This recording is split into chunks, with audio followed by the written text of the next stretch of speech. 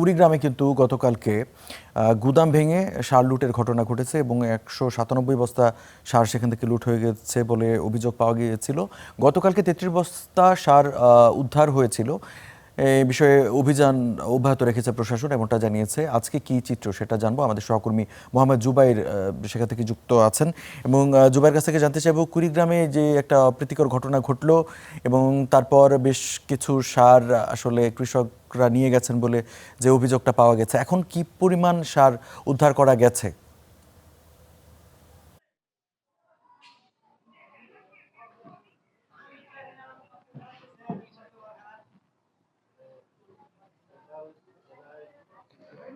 আপনাকে ধন্যবাদ রঞ্জু। আমি ঠিক যে জায়গাটিতে দাঁড়িয়ে আছে তার পেছনেই যে টিনের ঘরটি দেখতে পাচ্ছেন, এটি কিন্তু ডিলারের গুদাম ঘর। গতকাল ঠিক এই জায়গাটিতে, অর্থাৎ এটি কিন্তু ভুরুঙ্গামারীর শিলখুরির ধলডাঙ্গা বাজার।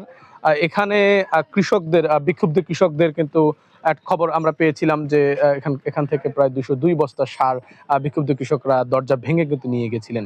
আমরা এখানকার যে কৃষকরা আজকে সকাল থেকে তাদের সাথে কথা বলেছি। বেশ কয়েকজন আমাদেরকে যেমনটি জানিয়েছেন, প্রায় ২ থেকে ৩ দিন তারা আসলে এই ডিলারের কাছে ঘুরছেন সারের জন্য।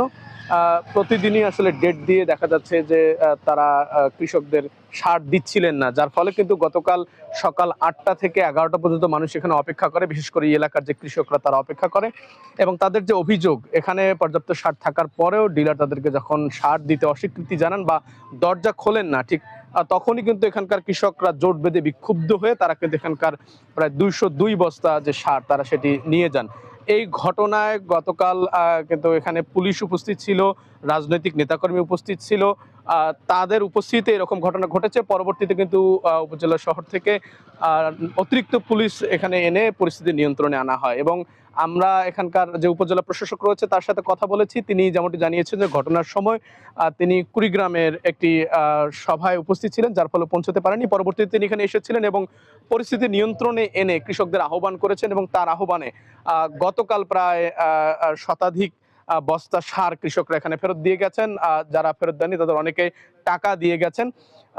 এই ঘটনায় কিন্তু এখন পর্যন্ত ৫ সদস্য বিশিষ্ট একটি কমিটি গঠন করা হয়েছে, তদন্ত কমিটি। তারা তদন্ত করছেন।